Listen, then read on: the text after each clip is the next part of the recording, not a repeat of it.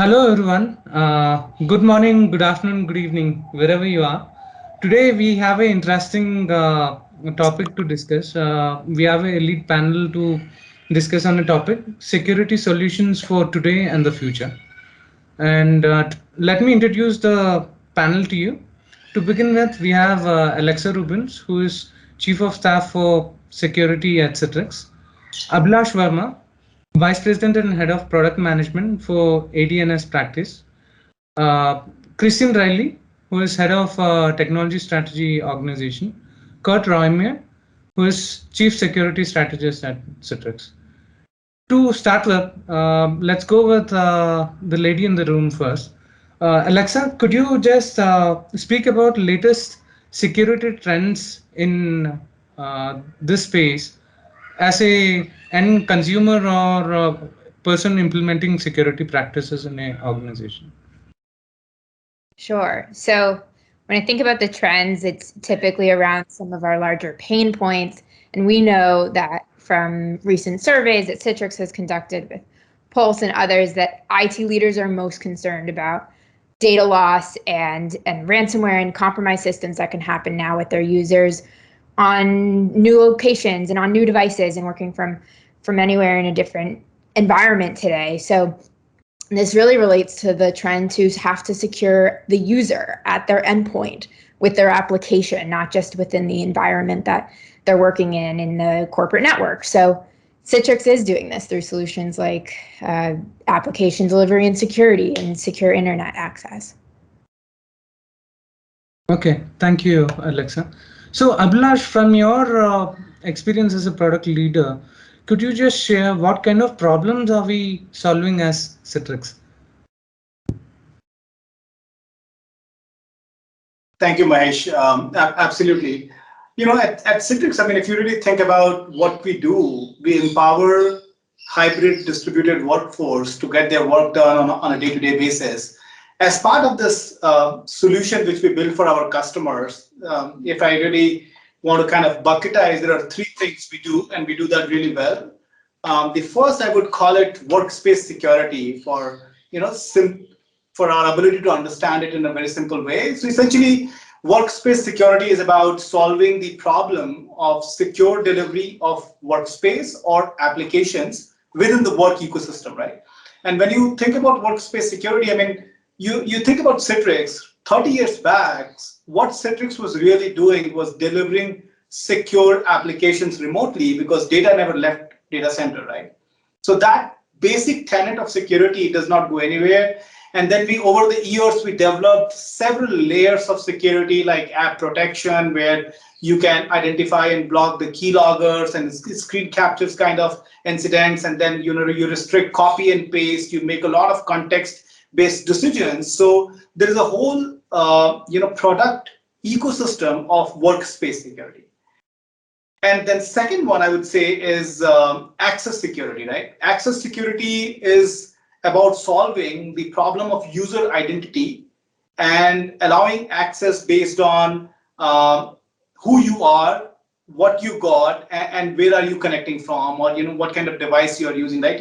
So all the factors of authentication, data, identity, access, the traditional VPN technologies, the BYOD use case, hybrid users, and now taking that use case of access really to the next level, which is about zero trust network access, right? The ZTNA launch which Citrix did early this year, and by end of the year, we are bringing out our cloud services like Cloud Gateway and the complete ZTNA service to provide our customers the ability to do seamless single sign-on for all kind of apps, and also provide the ability of contextual access, browser isolation, analytics, and connect all of the dots. So that's the second use case problem we really solve. And the third one is all around application security. Now, why application security is important is because over the last several years, enterprises are moving towards the stack of web and SaaS. Web and SaaS is super easy to access from hybrid locations, different devices. You just need a working browser to get to web and SaaS. And when you get to web and SaaS, the thing which, kind of sometimes organizations miss is that in the virtualization world, because your data never leaves the data center, the kind of security control you need to put in place are way fewer you need to worry about as compared to when you are providing access to web and SaaS. So in the context of web and SaaS, you need to have a fully functional web application firewall. If you are visible on internet, you need bot protection, you need DDoS protection, you need API security, because everybody wants every application to be a platform. And if you want to be a platform, you have to expose APIs, you have to get developers, partners, consumers into the ecosystem. So this is a complete new set of challenges and use cases which we solve at Citrix. So I think I took more than the time possibly you had in mind for me for this question. But let me summarize. There are three things we do, and we do it really well, which is workspace security, access security, and application security. Thank you, Mahesh. Okay, thank you, Abhilash. So for these problems which we are solving, I think there is a need for working closely with strategic partners and making sure our solutions scale up and reach out to larger customer base, right? And to start with, I think, Christian, could you share some thoughts around the current strategic partnerships which we have, be it with hyperscalers or other partners, and try to give insights around the way we are working closely with them in this particular area? Yeah, sure. Thanks, Mahesh. I think if you kind of take a little bit of what Abhilash was saying there, and you kind of go back in time, we've always had some really good relationships with many folks in the ecosystem, specifically around secure app and desktop delivery initially. And I think if you were to sort of say where are we with it now, you'd kind of have to go back and look at some of the things we've done most recently, right? So if you think about our analytics platform being a great example. So Citrix Analytics has been around now a few years, big investment area for us, and focuses largely on a combination of performance and security and also sort of productivity. But the security one's really interesting because, I think literally anybody that knows Citrix would know that we've been in some way or shape or form providing parts of a security answer.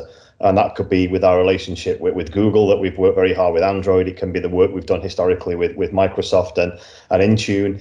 But I think if you look at analytics, one of the things that we wanted to do there was really create an open platform. And the purpose for that was, the notion of having analytics to me and to the rest of the folks who work on it in Citrix was really interesting, but perhaps extremely interesting when you open up the data sources and you can ingest as much raw data, let me call it, as possible, and then build out the models that we've been doing, as a part of Citrix Analytics. So if you think about that from a just a Microsoft perspective, we work very closely with Microsoft to be able to tap into Microsoft Security Graph as an example. So you think about all of the authentication information, all of the usage information, the raw data that is gathered as part of Microsoft Security Graph was really important to us, because then we can take that and actually use it in conjunction with the telemetry that we get from Citrix own products. So I think when you start to establish kind of multiple points of ingest, and you can actually feed more raw data into the models that we have on the machine learning side, we can come up with some really interesting views around what end users are doing. And I think you take that as an example. So there's a couple of things there that I think are really important. First and foremost is the open nature of that platform, which means that literally anybody can come along and bring security related data and performance related data to that. And of course, the relationship we have with Microsoft, extremely important, because I think at the time, and maybe you guys can keep me honest here, but I think at the time when we first established that, there was about 2 billion Azure AD authentications per day globally. So being able to have insight into that was extremely important for us. So lots of things we're doing and we'll continue to do. Obviously, we have lots of relationships up and down the Citrix Ready space as well. Lots of other vendors who've been working with us for many years on things like smart card authentication is another good example. So we've got some really great relationships, and we'll continue to use those as we continue to place this focus on security. Okay. Thank you, Christian. With this combined in-house solutions and the partnerships together would come up as a strong offering as a platform for us, right? Now, just want to know what kind of success stories were we able to achieve through this strategic offerings which we have. Kurt, could you just share some insights on the success stories which we have overall? Sure. Thanks, Mahesh. Success stories have really touched not just improving the technology, but also improving people's lives and improving business. And I think that's really the exciting point for developers, is to be able to go ahead and utilize the Citrix platform to be able to address concerns at the endpoint across the network, across all multi-clouds and applications, and really have very rich API integrations, which we've spent a lot of time to make sure that they're part of our products and they're easy to use and easy to consume and express. And for developers to take that information and, kind of expanding on what Christian said, really be able to leverage it for observability, insights, and automation. And do that not just, once again, for the technology, but looking at it from a people perspective, looking at it from a business perspective. And I think if you go back and you look at some of the customer references and the success stories that we've been able to have throughout 2020 and throughout 2021, they really are central to this. And we're seeing developers being a much bigger part of the community. But we also really encourage developers to take a look forward and automate as much as possible, because from a security perspective, that's really where this comes into play. We need to be able to automate for the situations that people are facing as they're working from home, they're working from the office, or maybe getting out on the road again, all those hybrid situations. Stop asking people to do something different in each of those situations. Help guide them to do the right things and affect the right security outcomes. And developers can very much do that. And then take all the information that we're gathering from that, all the telemetry and all of the other analytics, and let's use that to give greater insights to the security community. And really utilizing machine learning, but also artificial intelligence. And my favorite definition of artificial intelligence is it's answering the questions you never thought to ask in the first place. And really, there's no place that's needed more than security. So please go out and answer that question for us. Yeah, sounds interesting, Kurt. So when it comes to AI and the kind of problems which it is expected to solve, is like something like you are trying to leave open things which a human can't answer today to be answered by someone with that kind of skill set, right? And that's an area we assume AI would provide us guidance and answers in the future. So then, Alexa, coming back to Citrix as an organization, right? Kurt spoke about the kind of role which each developer or developer community has in addressing and solving problems. Within Citrix, what's our approach for handling, let's say, the security threats or vulnerabilities, and what's the role of developers in this specific area? Just want you to let us know about it. Yeah, absolutely. So we realized as security a long time ago that security can't happen in a vacuum. We need to get ahead of threats and vulnerabilities with the participation and partnership from the rest of the organization, from developers, engineers, IT folks. We really need their participation and their perspective on security to get ahead of these threats. They bring a different lens.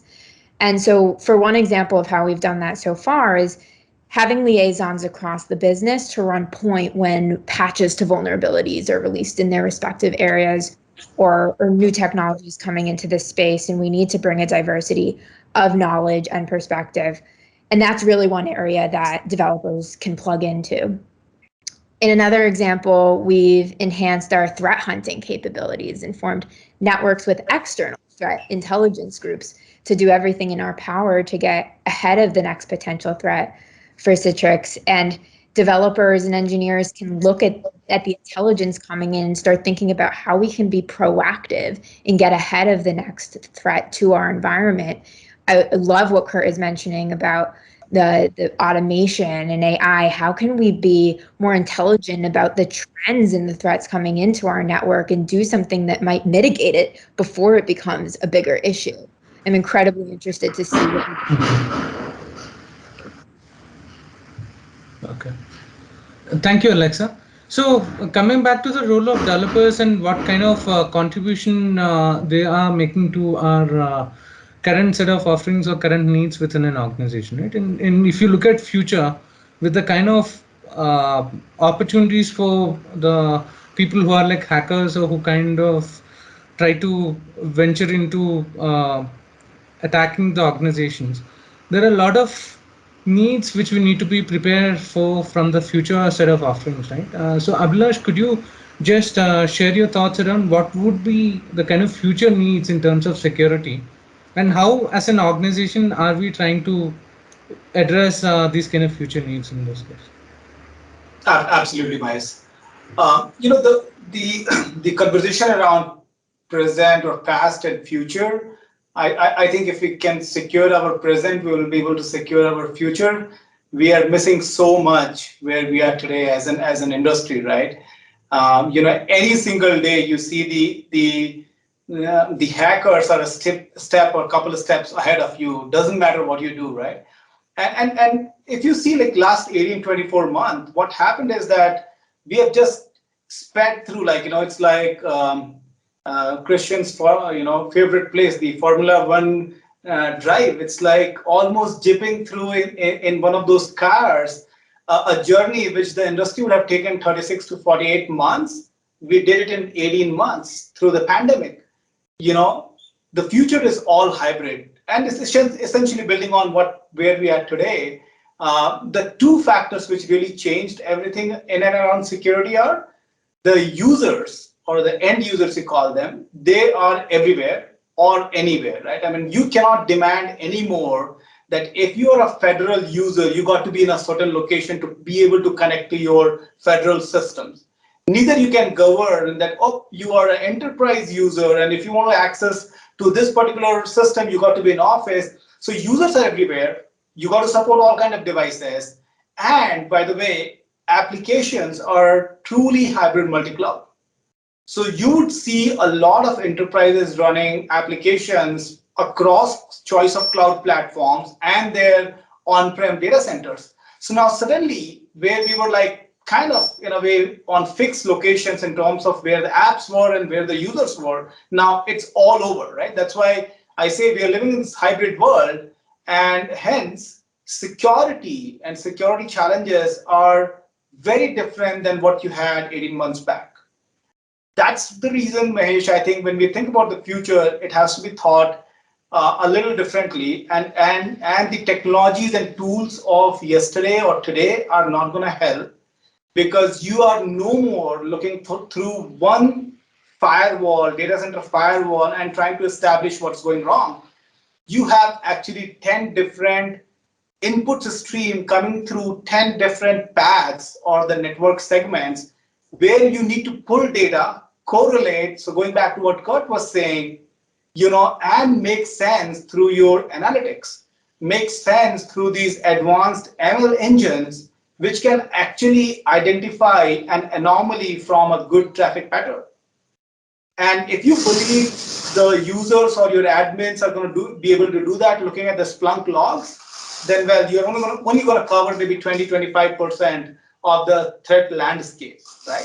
So if you, again, bring it back to what the future needs a foolproof end-to-end solution for application security, which is where you are worried about delivering web and SaaS, and you want to make sure that you have all of those technologies lined up. Think about how many ransomware DDoS attacks every company has gone through in the last 1 year, right? And some of the companies and some of these are our customers, and when we talk to them and they're like, hey, why would somebody attack me? And the question is very, very simple. It's not about who you are, it's about what your users need and what kind of access they want. And if I can just block that access by filling in your pipe, that's it. You got to give me what I need, right? So it has to be rethought in terms of how do you protect DDoS attacks? How do you protect the web threats? Industry has moved towards bot attack as a service. You have internet services which allow you to do bot attacks, right? And all bots are good bots unless they start to overwhelm you.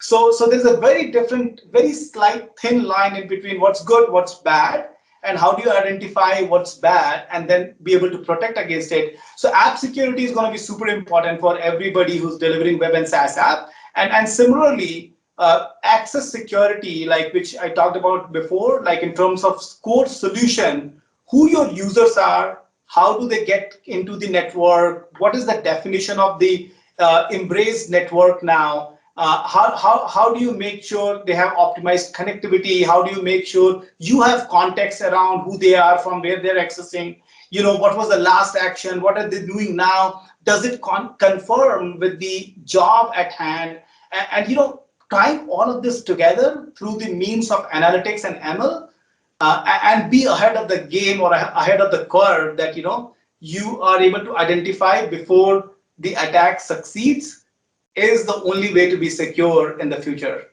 Mahesh.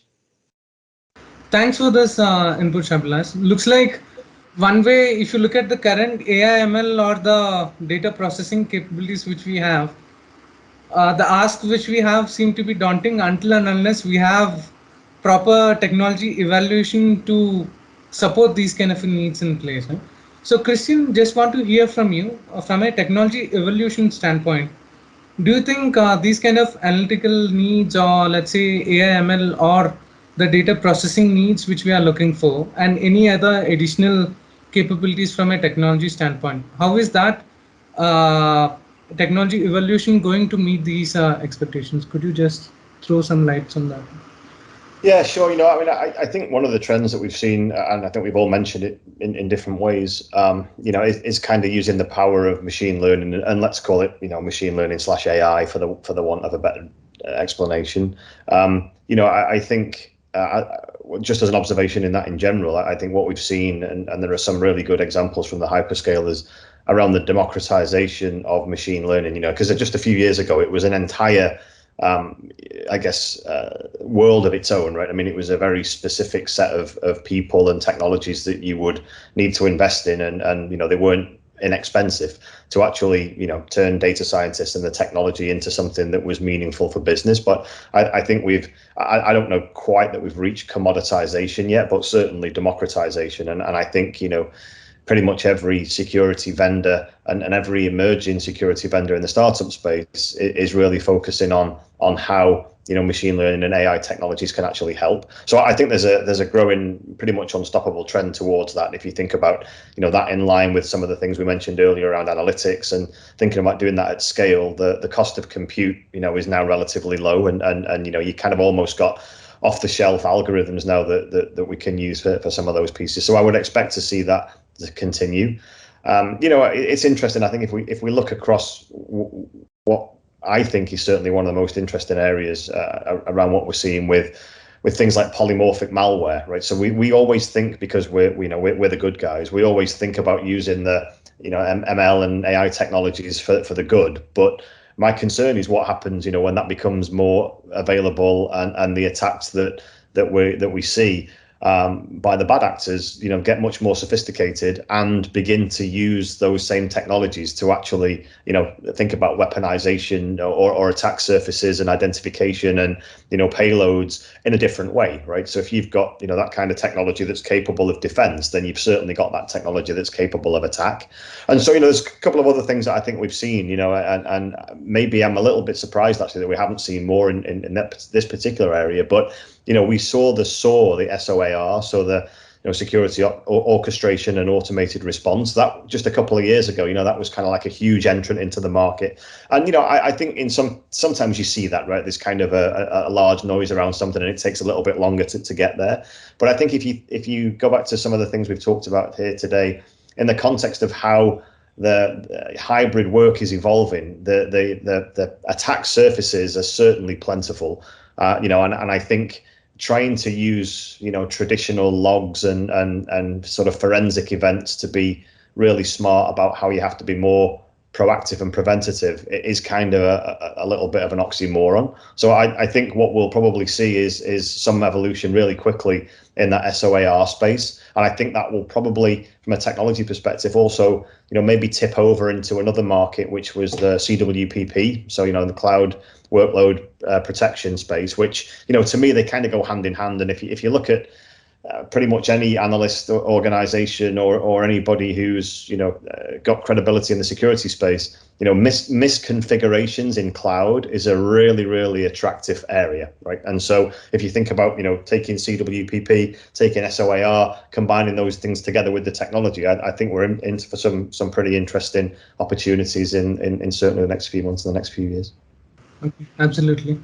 Yeah, in terms of technology preparedness or the evolution of all these trends which you spoke about, Christian, it really looks good.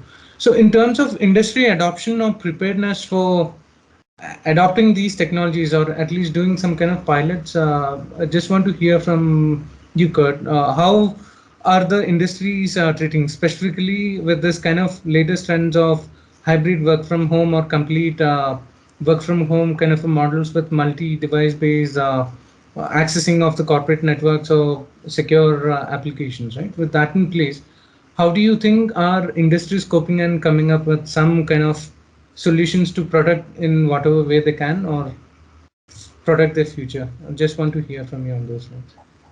Yeah, it's interesting. The last 18 months has proved out the Citrix vision that it's an any world.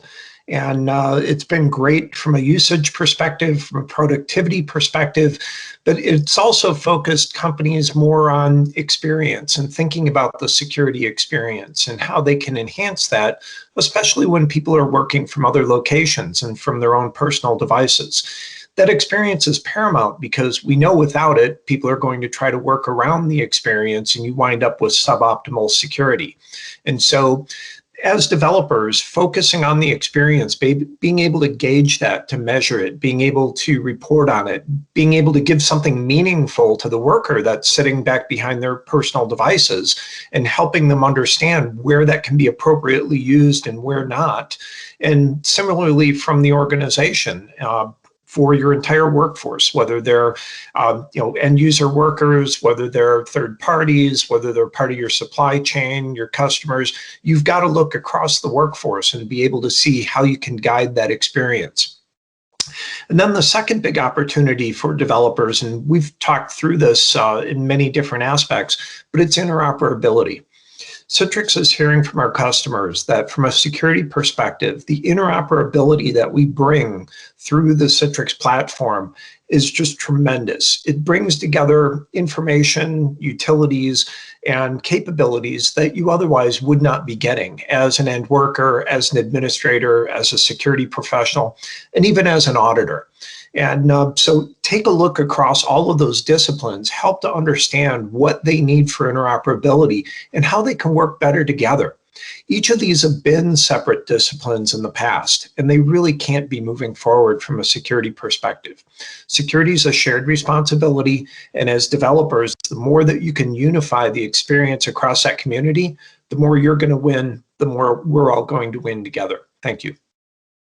Thank you, Kurt, for sharing your insights around interoperability and the role of developers specifically. Now, when it comes to Citrix as an organization, Alexa, just want to hear from you. What are the opportunities which a developer can have or a professional can look at as a security professional or an aspiring security professional, you can say, based on whatever offerings and whatever opportunities we provide as a company? Yeah, well, Kurt, you said it perfectly. And we all know, we've talked about ransomware and how prevalent that's been, but not only that, 2021 has shown the security industry more zero-day vulnerabilities than any other year prior, according to Google's zero-day project. And think about that as a developer. But researchers note, for the record, that this might not be a bad sign. The industry is getting better at detecting threats. We have better mechanisms to report vulnerabilities, including us. Citrix is on Bug Bounty. We have the Trust Center. And we're tooling ourselves better to release better fixes. And an example of that developers could relate to is variant analysis. That's been a game changer for us. That means more analysis up front when a vulnerability is reported or discovered, and we have the objective to find one and patch it. That at speed of which vulnerability can develop at from a perspective store, we need to do more of that orchestration, the intelligence, using the data that we have around us to influence the response to these vulnerabilities. Look at the most common threats that we have, anticipate maybe the next vector, and get ahead of our attackers. So I would encourage developers and folks interested in the security space to think about what can we do proactively to get ahead of the future attack. Thank you, Alexa. So, Abhilash, in terms of solutions and offerings which we have as a organization, right, and the evolution which we want to go towards as a platform kind of an organization, what kind of opportunities do you foresee for, let's say, developers, partners, or members of our ecosystem overall, based on the kind of offerings which we have and the roadmap which we have in place? Could you just share that thoughts? Yeah, Mahesh, I think, and more in line with what Alexa was saying, I would see this space filled with opportunities. If you really want to do innovation, if you really want to do, security first thinking, cloud first thinking, this is the space to be in, right? There's opportunity for everyone because we as organizations and vendors, we are always outpaced and outsmarted by the hackers or that in certain ways you call that black hat community, right? So we need more people on the white hat side. We need people who can think ahead of the curve and are working on technology and innovations which can actually bring together those connected data points through analytics and machine learning algorithms. Big data analytics is going to be a huge area of focus, innovation around how to consolidate, bring together logs from multiple endpoints, multiple agents and devices on the tab. Work with the cloud infrastructure platforms where you can actually consolidate different access mechanisms, various log profiles, user profiles, application profiles, and kind of make sense out of the data. That's a very, very significantly challenging problem to solve, right? So for the aspiring professional, if you want to really pick up a hard problem and attempt to solve it, there are several of those in today's hybrid world for the aspiring security professionals, Mahesh. Thank you, Abhilash. So this looks like there is role for multiple players within our community or ecosystem to contribute. So Christian, just want to hear from you. What are your recommendations for a community overall? Like if you look into this kind of an opportunity and threat for organizations, right? You have few things wherein, let's say, few companies could work as, we can say like frenemies, like the popular word, right? Where common competitors can work together, and at the same time, we can work with developers or the freelance community and overall to see how we can collectively work towards bridging all the gaps and try to make ourselves secure. So just want to hear your recommendations on how we can make this happen as a community or an ecosystem overall. Yeah, sure. Well, I think as Alexa alluded to, and it's a really interesting angle, this challenge that we have around 0 day, I think we have a pretty good community of practice, let me call it that, in place for CVEs and such, right? I think there's pretty well established processes for that.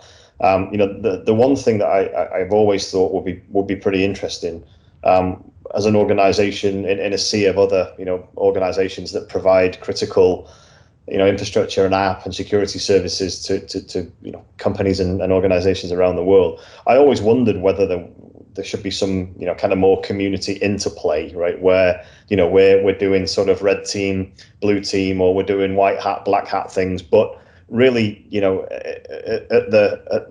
not at the expense of trying to bring people out into the public, but to do that, because like anything, right, I mean the power of having more people combine more brain power, it's always exponentially better as a result, and I know that we have our own obviously internal sort of bug bounty things and bug squashing as it relates to sort of general bugs, but also on the security side.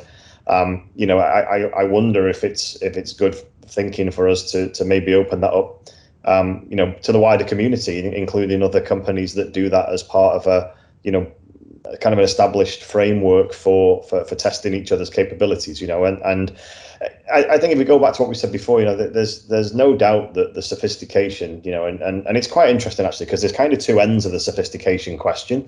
You know, if you think about most ransomware, I would suspect the folks that want to, you know, have you pay in Bitcoin or any other cryptocurrency for the key to decrypt, I don't think they care whether it's public, you know, kind of files, if you will, or whether it's private files, or whether it's company or personal. You know, at the end of the day, they're just looking for somebody to pay the ransom, right? So I think if you take it from the perspective of that side of the equation, I think it's, you know, there's some, and I used to say this quite a lot when we talked about Eternal Blue and the exploits there. I think my son, who's 14, if I'd given him, you know, the information on Eternal Blue, he would have been able to create that exploit pretty much himself, because it's not particularly sophisticated. And then yet at the other end, you know, we see these like super sophisticated things that are done by nation states, and you know, I think somewhere in the middle we have to get together as a community and address that, because it's certainly not getting any simpler. You know, I've always sort of believed in the notion that innovation happens elsewhere, right? You're only as good as the people that you've got, and then adding more people to that, I think, and we've seen that proven out in all sorts of other examples, you know, around trying to figure out where gold mines are, you know, that kind of thing, where people give you all the geo information and, you know, kind of all the survey information, and then go figure out where, you know, where we should go and mine for gold. So it's kind of the same philosophy, right? You know, I think having more people as part of the community, tasked and capable, you know, of identifying threats before we get to them. Back to Alexa's point about 0 day. You know, to me, that's an obvious thing for us to do. Now, it sounds easy, but in practice, you know, there's all sorts of legalities and all sorts of other things that would perhaps prevent us doing that. But, you know, I think, just like, you know, a kind of a strange example, but if you think about it like NATO, right? So NATO is there as kind of a force shield to protect multiple parties. So it kind of feels a bit like we need something, you know, in the wider ecosystem that perhaps, you know, is configured to be able to combat what we know is coming. And, you know, if you look down the line, it's a pretty grim, you know, potential. So yeah, I think maybe that's an opportunity for us to participate in a much wider, much richer ecosystem. Yeah, this sounds interesting, Christian. It's like community and open innovation-based approach with some kind of boundaries or guidelines in which we could participate might really help us win collectively against the threats from hackers or other enemies who we have. So Kurt, the last thing which I thought to check with you is in terms of opportunities, right? Be it around the community or open innovation kind of a setup in place. If you look at the developers or the freelancers, be it the prospective employees or others, what kind of opportunities do you foresee for them in future with this kind of a structure in place, and what would be your recommendation for developer community in this area? I think the big opportunity from a developer perspective is to, first of all, begin with a lot of the current security concerns that we have, addressing those, take a look at some of the tactical near-term issues. And that can include using things like ZTNA, Zero Trust Network Access, to help correct some of the sins of the network. Take a look at how you can take away some of the vulnerabilities and the overall just attack surface of the endpoints by utilizing Citrix technology to keep sensitive data off of endpoints, to help make personal devices personal, protecting personal privacy. Use the virtual channels and virtualization to control what can go back and forth to the network. But if you also have something that's going to be more traditional, more cloud connected, take a look at the technologies associated with SASE, the Secure Access Service Edge, and how you can bring security to the edge, unifying all of these disparate agents that we have on everybody's endpoints that provide quote unquote security, but are really hard to manage and report on, right? Unify those, bring those together so that they can actually be leveraged together, and also look at the networking aspects of that to bring availability as well as protecting all these other devices that are on people's networks. networks, especially IoT, as a lot of developers are playing with IoT and other third-party devices. So, the near-term opportunities are very much there from a security perspective, but the longer-term opportunity is really trust. Because if you think about it, what we're looking for in all of this is the ability to have trusted transactions, trusted relationships, be able to gauge and express and consume trust.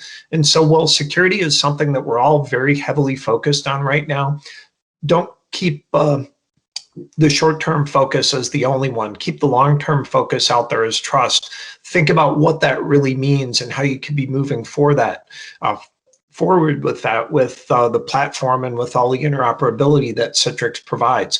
Have those discussions at Converge, and let's get together and share some ideas so that we can put together some really great trusted solutions that continue to move the needle forward in terms of security and help all of us sleep better knowing our organizations are protected, we're protected, and all of our devices are protected.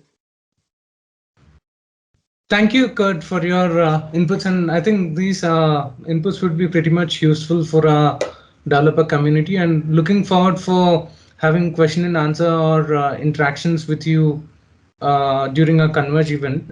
We will plan for a specific session where the community can get a good level of guidance and clarify their doubts through question and answer session. And thanks a lot for sharing your insights, and I hope these insights would be pretty much useful and exciting for our Converge developer community. That's all for now. Then have a great day then, everyone. Thank you. Thank you.